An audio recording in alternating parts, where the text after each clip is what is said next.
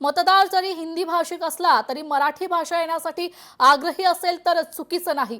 भाषिक वाद यातून उभं करण्याचं कारण नाही। भाजप नेते प्रवीण दरेकर यांचं हे वक्तव्य आहे।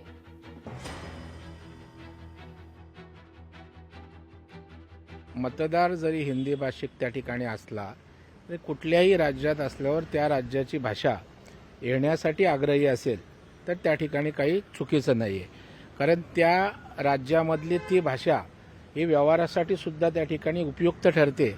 आणि जर उद्या महाराष्ट्रामध्ये मुंबईमध्ये मराठी भाषेचा आग्रह असेल तर आता महाराष्ट्रात राहिलेली लोक मराठी बोलतात, अपवादात्मक कोण नसेल, त्याच्यामुळे फार अडचण यामध्ये येण्याचं कारण नाही आणि भाषिक वाद यातनं उभा करण्याची काही आवश्यकता नाही।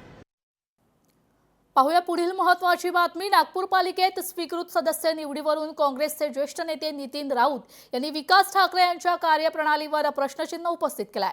दोन्ही नेत्यांना प्रत्येकी एक सदस्य देण्याच्या सूचना देऊनही विकास ठाकरे यांनी दोन्ही सदस्य स्वतःच्या मर्जीने दिल्याचा आरोप केला गेलाय। या संदर्भात काँग्रेस ज्येष्ठ नेते यांच्याशी बातचीत केली आहे लोकशाहीचे प्रतिनिधी ज्ञानेश्वर पवार यांनी। पाहूयात। आपल्या स्वतः डॉक्टर नितीन राऊत सर आहेत। सर, काय नेमकी नाराजी आहे सर? जी काही स्वीकृत नगरसेवकाची काल निवड झाली त्यामध्ये कुठं ना कुठेतरी तुम्हाला कुठली माहिती नव्हती, अशा पद्धतीची तुमची भूमिका काय सांगाल? एक पक्षाचा नेता म्हणून आणि ज्येष्ठ व्यक्ती म्हणून पक्षाच्या लोकल लीडरशिपनी विश्वासात घेण्याचा हा प्रश्न आहे।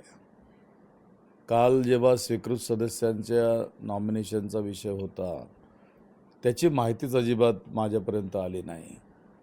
माझ्या मतदारसंघातले मोठ्या संख्येनं नगरसेवकसुद्धा पक्षात असताना जर मला त्याची माहिती जर मिळत नसेल तर निश्चितपणे कुठतरी त्या ठिकाणी मला डावलण्याचा प्रकार या ठिकाणी दिसतो आहे। जेव्हा प्रदेश काँग्रेस कमिटी एखादं नाव त्या ठिकाणी सुचवते आणि ते नाव जर त्या पदासाठी जर ग्राह्य धरण्यात येत नसेल आणि शहर काँग्रेस अध्यक्ष आणि पक्षनेते मनपा ही जर दादागिरी या ठिकाणी करत असतील तर पक्ष त्याला काय करणार आहे, त्यासंबंधी काय विचार करणार आहे की अशाच पद्धतीने पक्ष चालणार आहे, तर त्याच्यावरती मला जरा थोडासा आक्षेप आहे। आणि म्हणून ती तक्रार मी या ठिकाणी प्रदेश काँग्रेसला केली की आपण यावर गंभीरतेने विचार करावा। हा माझा अपमान नाही तर तुमचा स्वतःचा अपमान आहे आणि ते त्यांनी करावं अशी मी विनंती त्यांना केली। स्वीकृत नगरसेवकाच्या निवडीवरनं कुठेतरी डावलण्यात आल्यानं त्यांनी आपली नाराजी जी आहे ती आता प्रदेश काँग्रेसकडे जी आहे ते व्यक्त केली आहे। लोकशाही मराठी करता मी ज्ञानेश्वर पवार, नागपूर। लोकशाही मराठी ऐका, पहा, जागरूक रहा।